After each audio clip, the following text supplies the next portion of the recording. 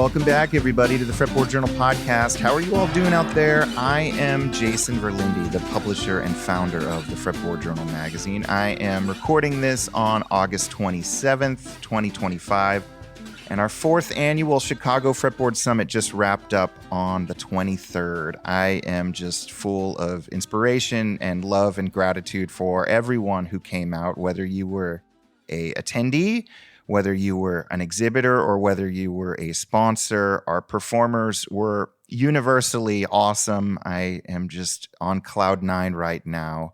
I know a lot of guitars changed hands, and I am super excited for all the things that await this festival in forthcoming years. My kooky idea of the Pinewood Derby was a hit. We got to see the guitar that Jane Henderson talked about just an episode or two ago in person. Yes, she finished it. And I just, around every corner was something magical going on. So if anybody out there wants to attend the world's, I'll say it, coolest guitar gathering, please mark your calendars for that third weekend in August 2026. We're going to be doing it again at the Old Town School of Folk Music. And even though I'm sitting on a whole bunch of really great interviews from folks around the world, literally, I thought I would share a quick highlight from the Fretboard Summit that just took place.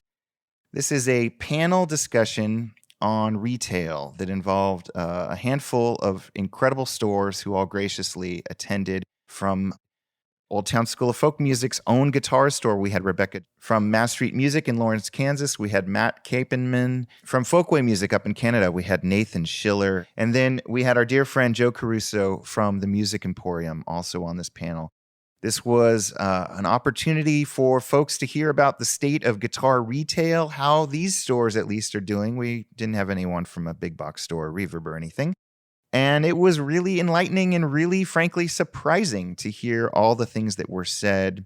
Most importantly for me, I think, as I try to process all that went on, some of Joe's comments on being inclusive, on making customers feel comfortable. These are all things that I know apply to guitar retail, but I also definitely want to apply to future Fretboard Summits. I want this to be as inclusive an event as possible. I know the world of high-end guitars can be kind of intimidating. I've already gotten some great feedback from folks who came and were maybe scared at the beginning and then said, oh my gosh, this was so inviting. Everybody's just handing each other guitars. It was a magical thing. So I want to have fun at these weekends. I want to create a growing community, and you all, by listening to this very podcast, are invited. So please, again, take note for 2026. We're going to be doing it again. It's going to be magical, and we will be sharing even more highlights from the summit on all our socials, on our YouTube channel, and all sorts of places. So stay tuned for that. We have some sponsors, and two of these sponsors were actually at the Fretboard Summit, which is amazing. Stringjoy Strings, straight out of Nashville, one of the coolest guitar string companies around. Scott from Stringjoy was at the summit. He had a blast. It was so cool to connect with him outside of the NAMM convention.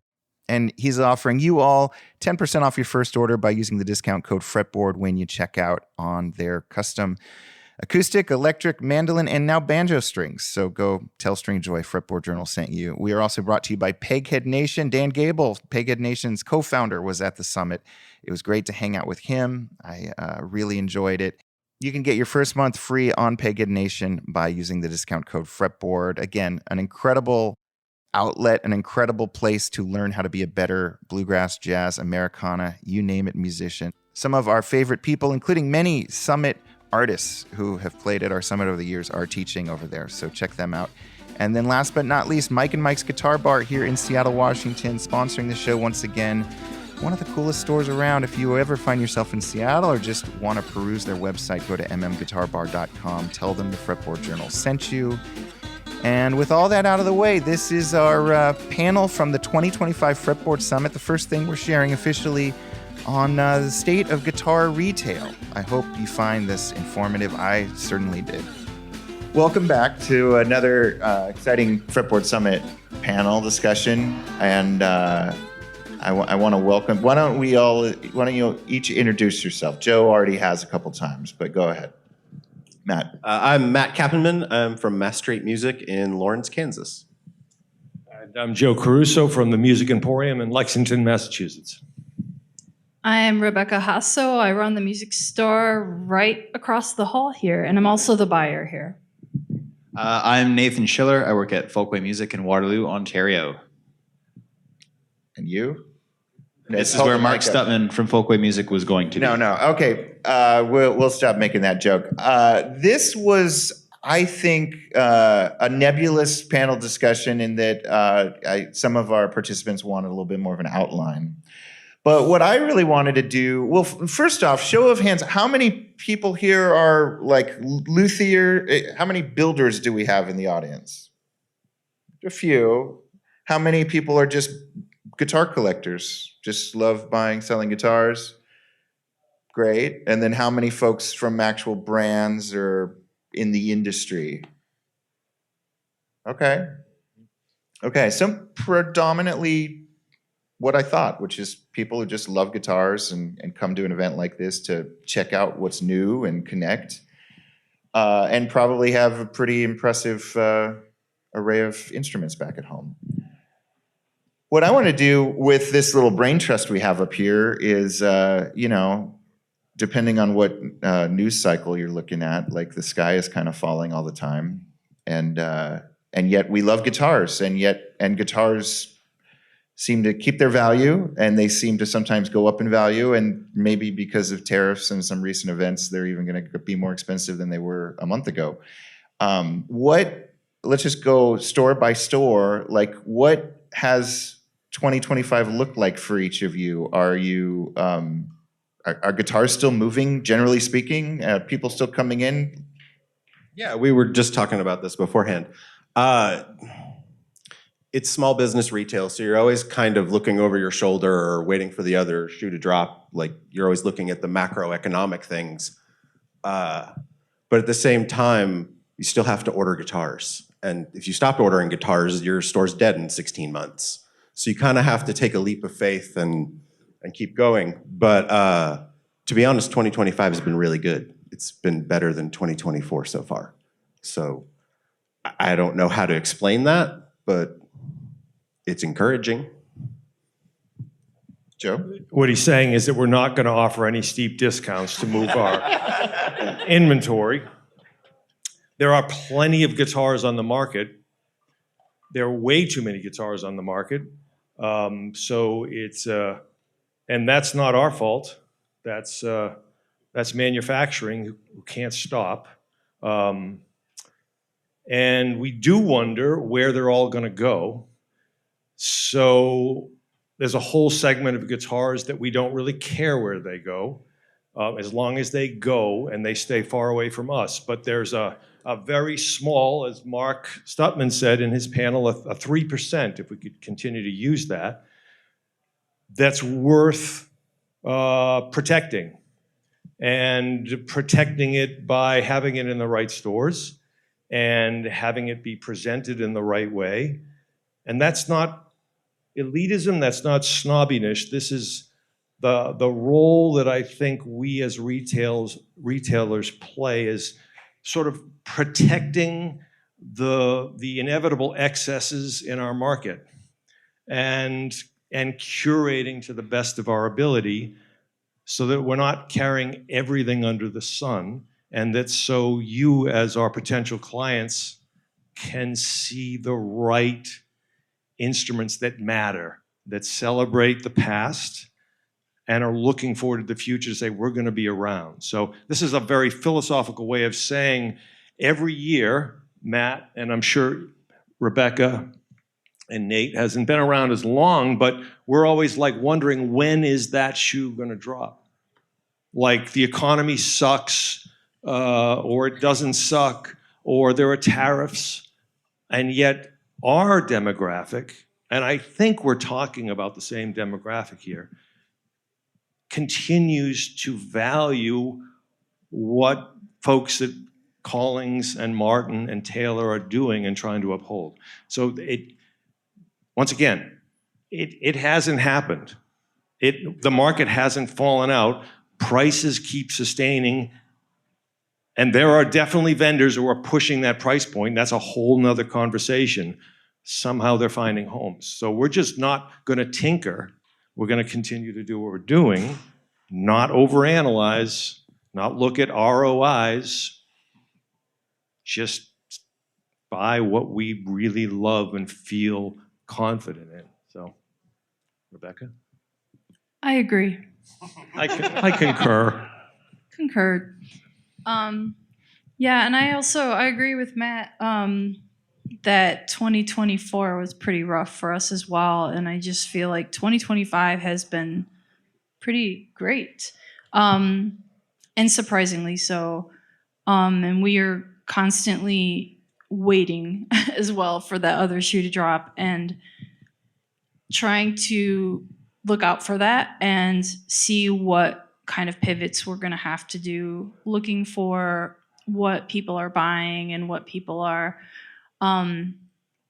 interested in, and making sure we're not overstocking on anything in particular. We are in a kind of a situation in this school as being a school that we do have a lot of entry-level students here, or just intermediate students. We're not necessarily catering as much to collectors, and so we do carry a lot more of the intermediate level and beginner level instruments, and so we tend to stock a lot of that kind of thing, and we end up having a lot of that stock, and we're watching and waiting, for what is going to be back ordered and what is going to be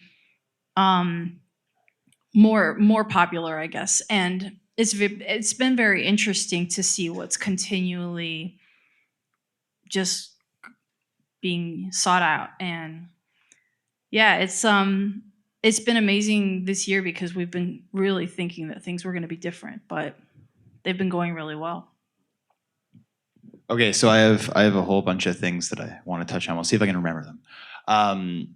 My perspective is probably similar to that of Joe and Matt, in that Folkway is a specialty shop. So this is obviously isn't reflective of the whole market, but I think that you almost have to look at it in two sections. Folkway deals in a lot of vintage, and that market is a different market than the new retail market. So we're a dealer for Martin and Taylor, Atkin, Collings, and those buyers. There's overlap, of course, but it's kind of a different buyer set. The other interesting thing that, like, I don't obviously don't want to get too political, but the tariff situation is a thing. So my perspective is also interesting because I'm in Canada. That hasn't affected us massively. Guitars aren't tariffed coming in. So, and a lot of what we're dealing in, again, is made in America stuff.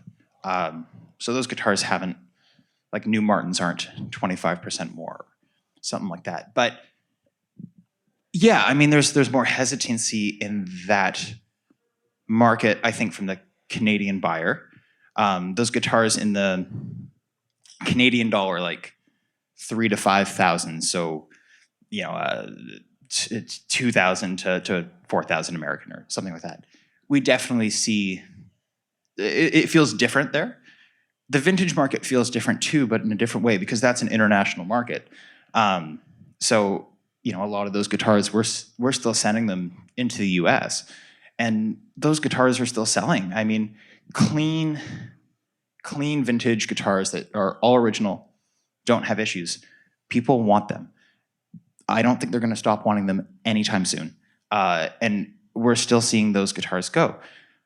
It feels different in stuff coming into the store. Like, there has definitely been an influx of instruments. And we are, as somebody that takes in a lot of the consignments, I primarily deal with the electrics in the shop. Mark is still the acoustic guy. But I'm having to say no to more stuff than ever because there are so many people bringing in guitars. And again, in that, USD $2,000 to $4,000 or $5,000 range, and it's more than we can take on.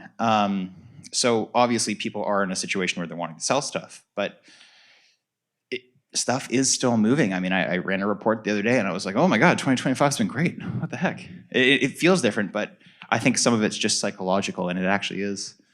It's still really good. But Do you think, I don't want to go too deep here, or maybe we could, but do you think that like current event anxiety has created like a second wave of COVID where people are like, I'm going to focus on what I love, and I always wanted a really nice Martin or really a great Callings or something? Like, are people kind of feeling like I've got a shelter in place almost, mentally at least, with like a really nice guitar? Do you think that's what's going on? I don't know. You guys don't have as much anxiety as the rest of us here on the stage, but yeah, you may not be. You youngsters don't really know what.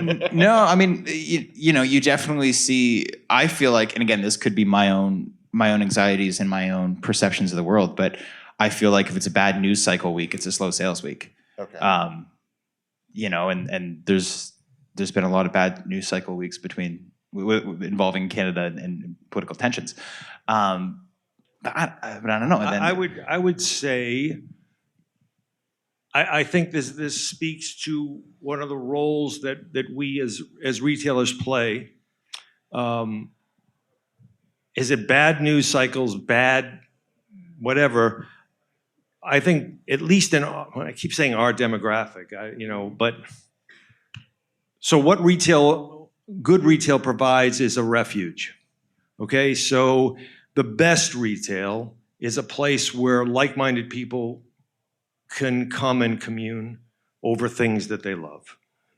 And so that's not an escape so much as just a sort of a reminder that, like, it seems crazy out there, but it's really sane in places that are grounded in the right kinds of principles. So yeah, that's one of our purposes, is to not stay apolitical. I think we're catering to both sides of the spectrum, but I think the arts are predominantly that one wing. In any case, it's a non-political thing, and it's a place you can go to sort of say, again, we're good. We're good. The things I love are here in plenty, and the people are speaking my language, and we're going to talk over the chatter. And so it can be an economic refuge because there is value in luxury things. That's what we're doing, whether it's vintage or new. There's lasting value, and when things are shaky in the economy, people want to put their money in lasting value. There's nothing to say that an LOO is going to be any less than what Mark Stutzman says it is today, and that's nice to have that security. Yeah, I would say, touching kind of what Nate said about clean vintage versus vintage that's been compromised. That's the thing that's like the biggest question mark right now. Is like a clean D18, we can sell that all day long. It's easy to talk about. We do a neck reset, refret, new bridge. We move it on to the next buyer, and everybody's happy. The stuff that's been oversprayed or I don't know, has a cracked heel or something. All these things that are like compromises. That the guitar's totally playable. It sounds great. It's still a valid guitar. Excuse me, but it's harder and harder to sell those things because like a vintage buyer is looking for something that they can sell after. Most of you, I'm sure you buy a guitar, you're thinking like, oh, this is a wonderful guitar. I own it. Great. I love it. I could sell it and get something else down the line. It's harder to sell something that's been compromised. So, and that's kind of the like, there's more guitars coming in than we can all handle sometimes. And that's kind of the tricky thing right now, is how to talk about those, how to price them, how to set expectations. So yeah, there's very little room for the compromise stuff, at least in our circles. But yeah. And just touching on what you were asking too is, I think just in any political climate throughout history, it's always anyone with angst, it's a chance to make music. And I think that's when people tend to pick up instruments and want to express, or any kind of arts. It's people want to express themselves. And a lot of people have learned instruments as children, and they want to come back to it because it's a chance to kind of gather and make community and let those feelings out, I guess. And yeah. Rebecca, you probably have more insights into this than anyone in this here, does it feel like demand for just I'm going to take up guitar for the first time? I mean, you guys probably have better stats on this than anyone. Is it higher than it expected? Or do you see a lot of new people coming in? When it comes to enrollment, that's actually not my Sure. part in the but school then they have to at go to all, you to but buy a guitar. I would say that's just generally the trend here in the Old Town School is throughout history is like whenever there's some political upheaval, you know, we do see that trend. And right now for sure, like things are going, we're on that flow. I don't really know what the difference between ebb and flow are, but we're on the upswing, the good one, you know? So, and so we're seeing a lot more students, a lot more rentals, and a lot more people purchasing their first instrument or upgrading to the next level instruments, and we're getting a lot more action online too. Awesome. There's always an it brand. There's always some brands that everybody wants but can't order, or they're back ordered, or that somebody read about on a forum and it's like the new cool thing. When it comes to people buying their like first really nice guitar, their first, 4-figure guitar, are people asking for instruments, models or styles that they weren't 10 years ago? They're asking for the narrowest nut width ever made, or they're asking for the lowest action, or the slimmest neck, or they heard a short scale will be better for their arthritic hands than a long scale. The first-time buyers with their arthritic hands. They exist. They walk in the door. I'm just saying that the questions that are being asked of us today are probably not the questions that were being asked of us 20 or 30 or 40 years ago.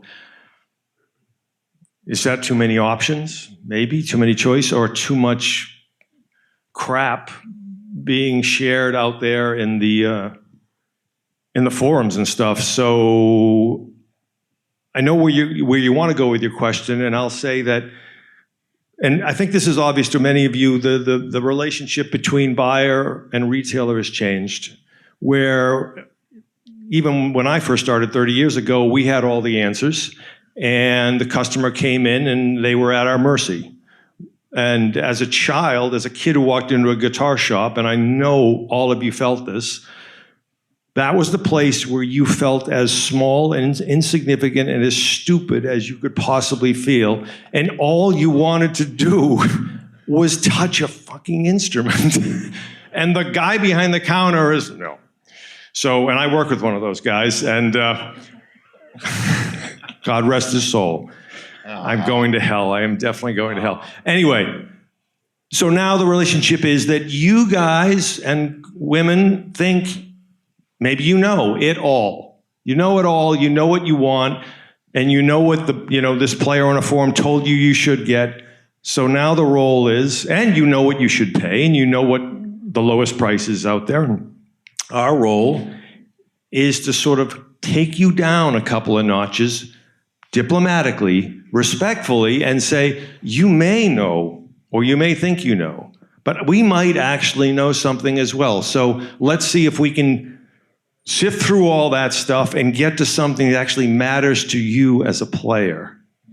Because ultimately, it doesn't matter what anyone says, or what the woods are, whatever. If you pick up that guitar, what does it say to you? Think like a child, clear your head. Do you like it? Or are you supposed to like it? Do you like it because it's a deal? Or do you actually like that guitar speak to you, right? So it's this challenge we face to sort of, we never want to make people feel less than. We want to make people feel more than, smarter, more informed, and more confident in making a decision that they're hard. That's a lot of money. We talk about $3,000 to $5,000 like it's a lot of money. You want to make sure you're doing the right thing. So the question was something like, how do you start someone on their first guitar, and whatever age level that is? It's like, it's comfort, man. How much do you feel like you want to spend? And we'll help you feel good about where your money's being spent. Yeah, can I jump in real quick? Go for it, So yeah. all these stores up here, you know, I've been in your store, I know your store, I know your store. Like, no one's carrying junk. Like, we're not hiding bad guitars in a corner that, like, it's a trap. We're trying to trick you into buying it. Like, they're all valid guitars, they're all good guitars, or we wouldn't carry them. So kind of let your ears tell you, if you get a chance to come into one of our stores, let your ears tell you what you like. I mean, yesterday, or on, what a day is today, Saturday? Thursday, I went into the Iris booth, and like, I love those guys. I love their guitars. I'm always ordering 1 3/4 guitars from them. Always. Like, it's like on our little sheet. Always make Mass Street's guitars 1 3/4. They had that triple O in there. I fell in love with it. I didn't even notice that it was 1 11/16. They sent the spec sheet. We bought it. We're taking it back with us. But Christina sent me an email saying, like, you do know this is 1 11/16, right? And I'm like, oh, right. Okay, well, cool, whatever. I want the guitar.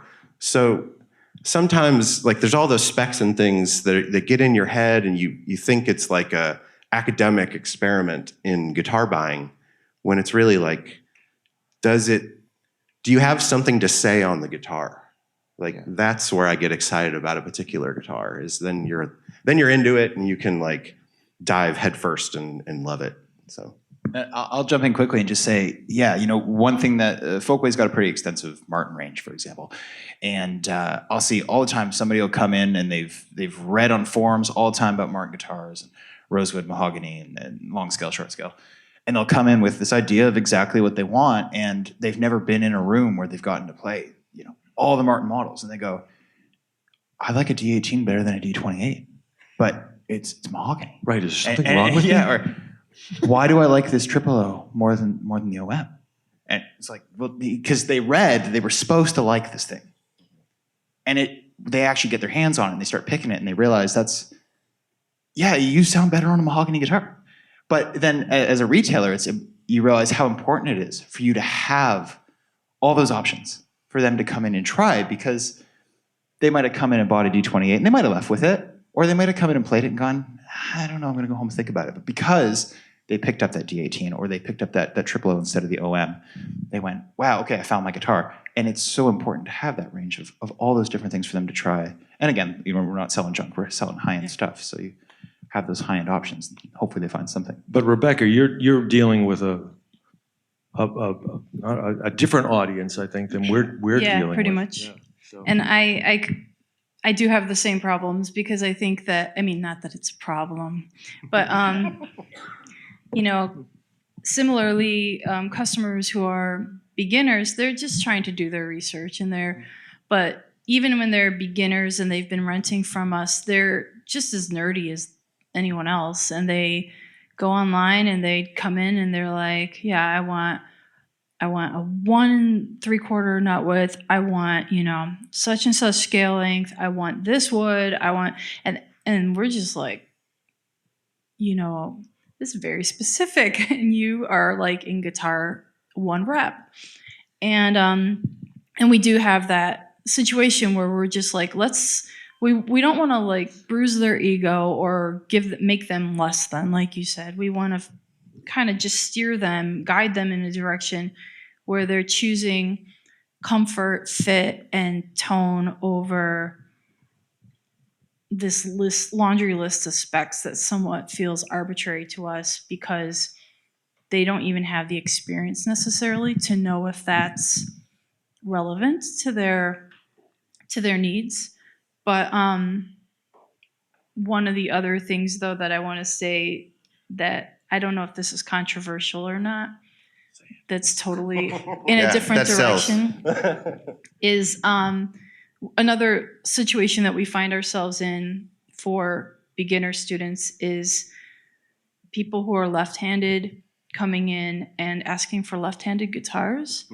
And we those people exist? Sorry if this is controversial, but we try to get people to, especially with parents who have young children, we try to get them to try righty first. And a lot of people that I know that are left-handed play righty really, really well. And a lot of parents are like, no, I don't want to change my child. And I totally get that, but it's like, no, this is not the dark ages where we force children who who are left-handed to be right-handed, and now they're forever scarred. The good old days. Yeah. But it's just like, look around you, all of these guitars are right-handed and like these 4 are left-handed. And you're gonna go over to your friend's house and they're gonna have a right-handed guitar. And you have just so many options. And it's just a state of mind that you have to play a left-handed guitar. But I don't know, maybe lefties in the audience feel that's Got different. one at least. Well, he's not allowed to speak during this panel. We it's cut him off. But you don't have a microphone, so I'm just gonna. It certainly is harder in that entry level range too. I used to work at a Long and McQuaid many years ago, which was the Canadian equivalent of like a Guitar Center. And yeah, for beginner left-handed guitars, there was lots of options in the $200 price point Canadian for a right-handed acoustic guitar. Your first left-handed guitar was $500, and a lot of parents are like, I don't want to do that, and it's tough, So Yeah. I can imagine it's tricky. I feel like for adults, it's harder to make that mental shift because you just have your mind made up about things and it's psychological and you feel like you want to blame the guitar for your problems. And with kids, they're just so used to doing what they're told, ideally.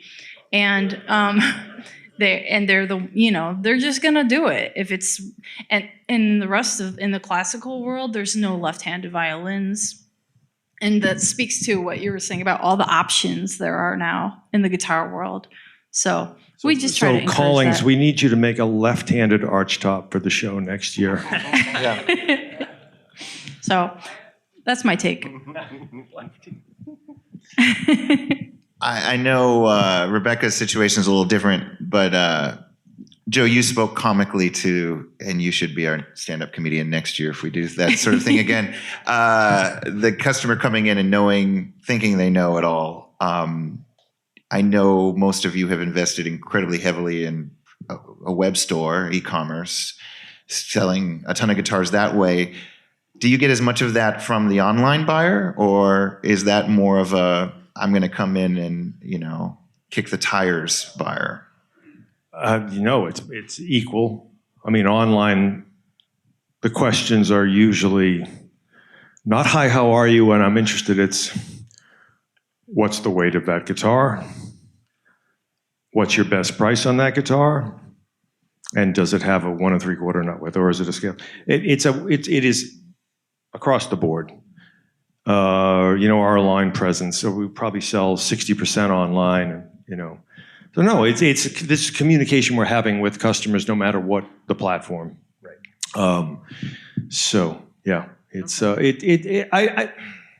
don't want to make too much of that. This is just the changing relationship and the changing needs or the perceived needs of buyers. Mm-hmm. So our job is to cater to that. I'm not going to discount it and say you're crazy. If that doesn't feel right, doesn't feel right. But yeah. I think what I'm trying to say is to open yourself up to the element of surprise in the shopping experience. Mm-hmm. That's it. Just because that's why you're going to walk into a shop or go to their website. Like, I didn't know that about me. I didn't know that I could appreciate that. And she gets just stuck. So, again, that's the role we play. Surprise. There's a guitar that you didn't think you were going to like, and you do. That's the whole Andy Powers story, really. Powers electric guitars, for those of you familiar with that. It's like, Taylor's going to try electric guitars again? Whoa, lo and behold, they're awesome. They're so cool, and people love them across the board. So that's the cool thing about retail, is you think it's all been done. And then someone, throws something in there. It's like, it's like that next hit song. You thought all of them had been written. Someone throws it out there. It's fantastic. So once again, that's what we're here to celebrate, right? That's why we exist. Mm-hmm. And I don't want to get on my high horse here, but that's why you are so important to what we do.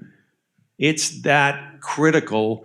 It's not about, shop small, shop local, Support the people that do the things that you really value in this world, and that either you remember as a child or you want to see exist for your kids. That's not saying keep our pockets lined with your hard-earned money. That's saying retail of all manner is really important. It's the marketplace. Reverb is not your marketplace, people. You think they give a shit? You think you're meeting like-minded people on Reverb? You're shopping for a deal. In the end, you get a deal. Is it fun to play a deal? Maybe. Sometimes it's a deal. Sometimes it's a deal. Yes. Sometimes it's a surprise. Yeah. So this is how we're social beings. Retail is a social environment. Support your retailer doesn't mean buy all the time. It means say hello and come in and hang and shoot. Yeah. And like talking about the web thing and talking to people, it's all we do is communicate all day long, which sounds really highfalutin, but like there are some days where I don't pick up a guitar maybe at all. Yeah. Like, and it's really kind of weird. You know, people are like, oh, you hang out at a guitar store. You must play guitars all day. And some days we do. Some days we're playing vintage Martins and it's a blast and we're all, you know, how lucky are we? But 90% of what we do all day is talk to you guys and answer questions. And there are some times where maybe this is like bait or something, but I'll leave something off a web description so that you guys will call and ask. Because we got to start a conversation. If I put everything on the website, you know, a spec list this long, then when you're looking at it at 11 o'clock at night and you're scrolling, then there's no whimsy, there's no magic, there's no curiosity, and then we don't get to start a conversation. Like I've talked to a lot of you guys on the phone or over email, and that's where we figure out what you like by talking about it. It's not like, it goes back to the specs thing and conversation thing. Like, on the dark side, it also gives them the reason to return it. Absolutely, and you didn't tell me. Oh, no, we'll tell you ahead of time. Well, before you get the guitar, you'll know all that. But, you know, the spec page could go on forever. And so you kind of have to have a conversation about the guitar. I was just thinking, like, given the hand-holding that is, like, a big part of all of your jobs, like, when some of these bigger brands sell direct and you can buy a guitar direct from them on their website, is it just a nothing burger for you guys? Or do you actually fret about that and think like, oh, that's shitty? They can learn the hard way Yeah. what it means to sell guitars. Yeah. And if you think it's that easy to just put it out on a website, have someone click and buy, then welcome to the most unique version of hell, you know, 30-day returns and this is wrong. And no, there's no, I'm going way out on a limb here saying this, they can dream about cutting out the middleman, but the amount of work and labor and frustration and hair pulling that goes on in that buying and selling process is not worth any vendor's time. Talk to Taylor about that, talk to, you know. At the end of the day, if you've talked to each other in this room, we're a really neurotic bunch. It's the guitar industry, the guitar buyers, we're all a little crazy. And so, yeah, the amount of essays, I'm sure we get it in emails or whatever of people trying to buy a guitar, and it's the educated buyer thing. I think it is a blessing. Like, I think it's great that people have taken the time to mostly educate themselves. Yes, there's some wrong information out there. For the most part, it's been a very good thing. And I think in my experience, limited compared to yours, obviously, but it does make it easier because it does generate better conversations about selling a guitar. But those conversations are so important. You have to have them, and you can't mostly just get that by a click to buy, especially when we're selling high-end instruments to players. They're instruments. But that conversation is also, I think what we're all after is a relationship. We don't live off of a transaction. So, and this might surprise some of you, or maybe you know that because you've experienced the difference between a transaction, just one way, money, that's two ways, money, guitar, see you later, or like, you call up that person you've been talking to for a long time and you've built trust over, and you know a little bit about each other's lives, and you feel like this person's not going to steer me wrong, you know? And so there's such a depth to that kind of purchasing process that you feel good, even if what you get isn't quite what you wanted. There's still that depth that, you know, because there's a component of like, we exchange ideas. I learn something about myself, and in the end, I walk away with this beautiful thing. Maybe I'll keep it, maybe I won't. But the communication is happening because we're all sustained by that relationship. We are not sustained by just making money. I know you think I'm talking out my ass here, but no one can do this for 30 years or longer if you're not getting a charge off of pleasing people on that emotional level.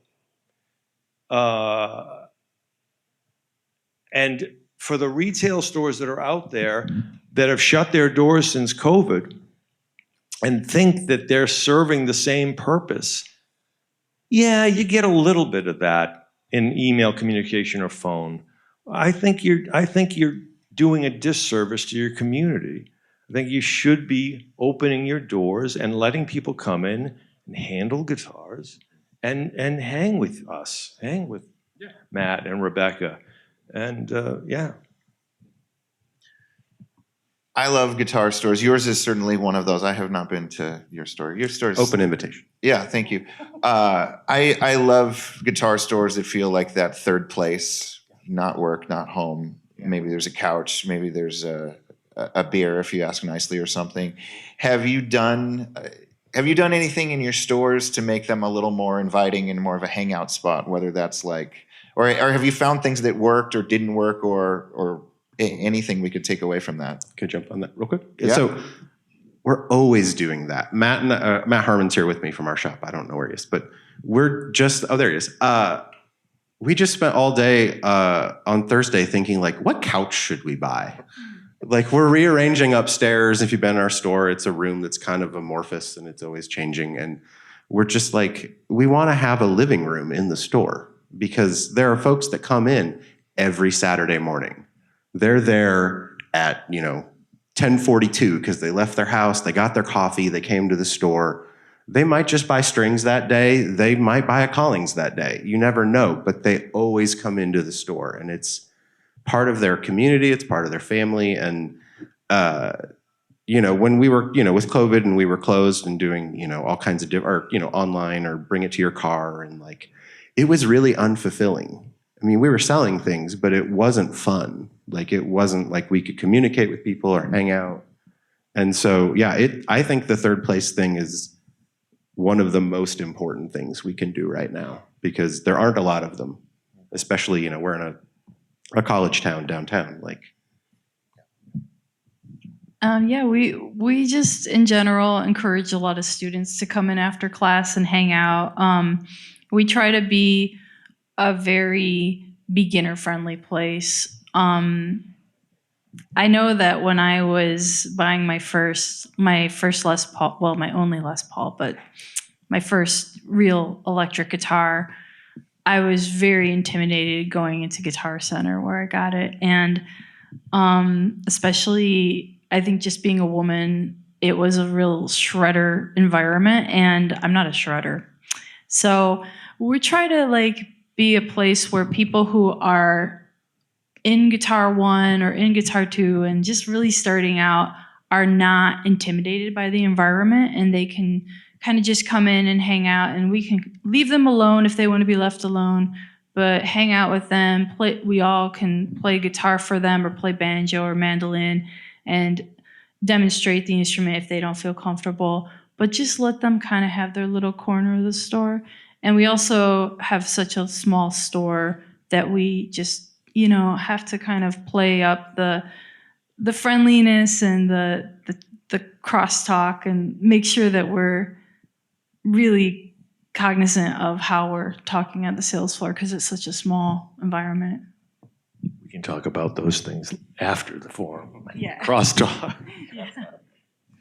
Yeah, I mean, so Going off of some of that, and I know we've touched on the walking into a guitar store thing and feeling uncomfortable. I'm sure we've all at some point in our lives felt that. You can tell within the first 3 seconds that someone walks into Folkway if they're there to buy a new Martin or a new Collings, or if they're just walking in and they're just checking it out. And our whole thing is, if someone is excited to be there, we're excited to have them.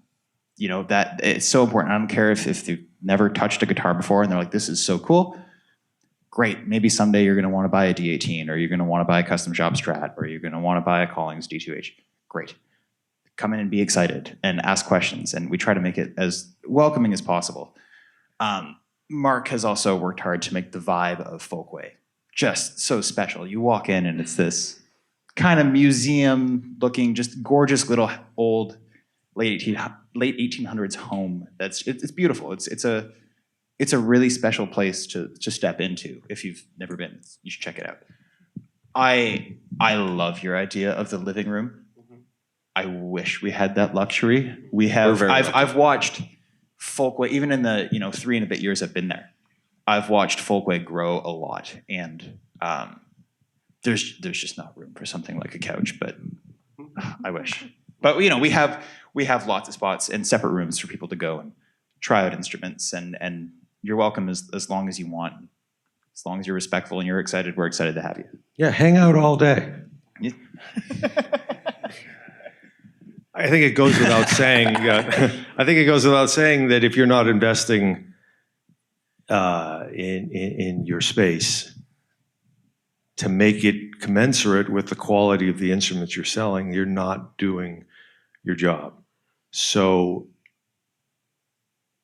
the Collings spends umpteen million hours crafting this beautiful instrument, as does Martin, really, and all these vendors. But that needs to have a space that reflects its value. And it can't be on a pegboard, next to just straps, right? Merchandising is gone. It's merchandising 4.0, right? Our customers expect more from us. When you have those kinds of price tags, have oriental carpets, have wood. We did a remodel a few years ago, mostly because my staff and I were so tired of being in this back room, cramped cinder block kind of, it was horrific. So let's do a renovation for us and maybe our customers will benefit. They did. And it is, I kind of like to say, like a celebration of the materials in which our industry is built upon. Wood. There should be no plastics, synthetics, and corian and micarta, whatever the mystery woods are that are prolific in Guitar Center, right? That's just old. You guys are going to get these guitars and bring them back to nice places. See them in a nice place first, right? And it's also conducive to hanging. So once again, we're trying to reflect the values of our vendors. They care a lot. And they're sending the guitars out there to these places, these retail stores, and they don't know what happens to them. It's important for us to sort of hold up our side of the bargain, right? And show how much we care about what they do. That is not only the environment we put the guitars in, it's how we continue to uphold their brand. That's also our responsibility. It's beholden upon us to not cheapen anything that is sent our way. And I learned that, from a lot of vendors, but this is a problem. And that we're all sort of participating in, where we're looking again, I keep saying we're looking for a deal, looking for a low price. Low price. This is not Walmart, people. This is not low prices every day. This is a small group of people working with their hands and really complicated machinery with a very, very precious and limited resource called tone wood, wood. It is not in great supply. So why anyone would take the man hours involved in that, and put a discount sign on it is beyond me. We all have economic needs, but that is not the answer. It is not a way to elevate and sustain high quality brands. There's no place for 25% discount on anything we sell. What happens between customers and that relationship and how we work a deal is one thing. Broadcasting that you need to move something quickly, is not okay. And I guess I'm talking to consumers because we're complicit in that your expectation that somehow you're going to be taken advantage of is a fallacy. It really is. Now, we're speaking to a rarefied group of people here, but I know that exists out there. There will be people who have and will continue to try and take advantage of you. That doesn't exist in our industry. It shouldn't exist in our industry because I know full well that I know everybody who builds the guitars that we sell. Whether it's Taylor or Martin, or Froggy Bottom, we have relationships with them. They're not trying to take me, and I know what they put into those instruments. And I think it's important that you recognize that as well. You are subsidizing the artists in this country. That's your role. All of us is to recognize that, pay the price that's there so that they can continue to do what they're really blessed and skilled at doing. So, sorry, I got on my... If I could just jump on something that was said there too, that can very quickly become a race to the bottom in terms from the retail side. Yeah. It's a race to the bottom in terms of margins, and we all want guitar stores to exist. Yeah. I love guitar stores. That's why I work in one. I love them, and the customer experience you get. Like, there's a lot of really impressive retail people here at this event. I would want to buy a guitar from any one of these people, and I would love to visit all their shops because it sounds like such a special experience, and you can't have that experience if these people can't live. I have to get paid. Mark has to be able to pay his staff, and having competent staff who care, you can only do that if there's money to pay them with. And if everyone's discounting every guitar and discounting consignment rates to nothing, we can't exist. And then we can't offer that experience, and consumers don't get that special experience that you want to have when you're buying a $10,000 guitar. It should be a special experience, and you should be getting a very high level of customer service from people who really know what they're talking about. And there's only one way to get that. I love that. We are basically out of time, but because I have this brain trust on stage and they've seen tens of thousands more guitars than we ever have as civilians, has anyone seen anything really exceptionally cool that they want to point out at the Fretboard Summit gear-wise, whether or not it's a brand you carry, something that you want to send everybody to go check out? Yes, but all of it. I mean, every time we walk into a room, you look around and it's like, wow, or like you see something you've only seen in pictures. Like I was looking at the mule stuff. Like I've only ever seen those online. I've never gotten a chance to hang out and talk with them and look at those, and like, they're incredible. I want them in our store, but that's not a possibility at the moment. So it's like everything here is so good. You've curated this. I'm going to brag about you now. You've curated this like world of people that are all so serious about what they do, and it's at such a high level. All of it. Matt, you're so nice. Thank you. It's the Kansas. So 20 years ago, how any of you guys ever been to the Newport Guitar Festival? Remember that in 2005 and then 2007? 2007, Irvin Samaji was there with one of his students named Raymond Kraut, who's upstairs.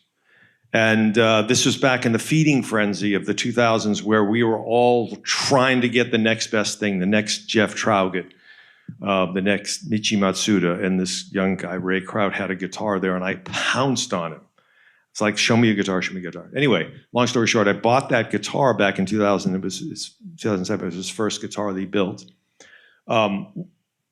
we kind of got tired of that boutique guitar market. That's a whole nother conversation. So we kind of severed ties peacefully, amicably. Saw him again, reunited with him again upstairs. Do yourself a favor if you haven't. Go see Ray Kraut's guitars. There's a guy who literally just eats, drinks, sleeps, thinks, how can I elevate guitar craft to another level? Not just show. I'm not showing off what I can do. He's marrying these wonderful aspects of acoustic instruments. Tone woods, artistry. You know, he's like the Picasso of guitar builders, relocating sound holes and ports, and it all turns into music, which is incredibly difficult. So that's one. That's a dude who's doing it. Just It's pretty crazy stuff. Yeah, I saw it yesterday. It was amazing. So there's a fellow here that's been exhibiting, I think, every year here, Bob Robinson, and he's across the street, and I am a fan. I actually own one of his guitars as of last year, the 10C. So I highly recommend him if you haven't seen him. His guitars are really cool. I really like them particularly because they're a little unusual, but also kind of classic. And I'm kind of traditional in my tastes. I don't like super weird things, but I also like the innovation that they have. So I don't know. I like it that it stands out when I play a gig. People are like, what is that? And then, you know, they remember me by that. If not my awesome music. So I still have to make my way around a bit. So my answer, I might have more to tell you if we did this tomorrow, which we can't. But I will tell you, go check out Micah Bruce guitars if you haven't. They are works of art. They're gorgeous. He does really cool, tasteful electric stuff and acoustic. He's a sharp cat. Love it. Seconded. All right. And not for sale, but as Rebecca pointed out, we all have anxiety, and guitars are a great way to channel that. There is a vintage amp room downstairs, so if anybody wants to try out a new electric through all sorts, dozens of tube amps and PA heads that have been converted and all sorts of fun stuff, it's just a fun little hangout spot that's now an annual Fretboard Summit tradition.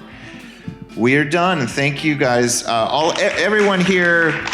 Don't clap yet. Everyone here is here for the whole day. They've been here all weekend, so I know we didn't field any of your questions, but the beauty of the summit, like going into their guitar stores, is that everyone, I think, is pretty approachable. So if you have a nagging question, a guitar you're trying to sell, a guitar you're trying to buy, do not hesitate to see someone's badge and go, oh, I know your name, I know your store, let me talk to you. That's what this is all about. So thank you all. Thanks so much. thank you. All right, that was my chat with Rebecca, Nathan, Matt, and Joe talking about the state of guitar retail. I hope you enjoyed it. Send us feedback, as always, podcast@fretboardjournal.com. And thanks so much for tuning in to all that we do here. It means the world to me.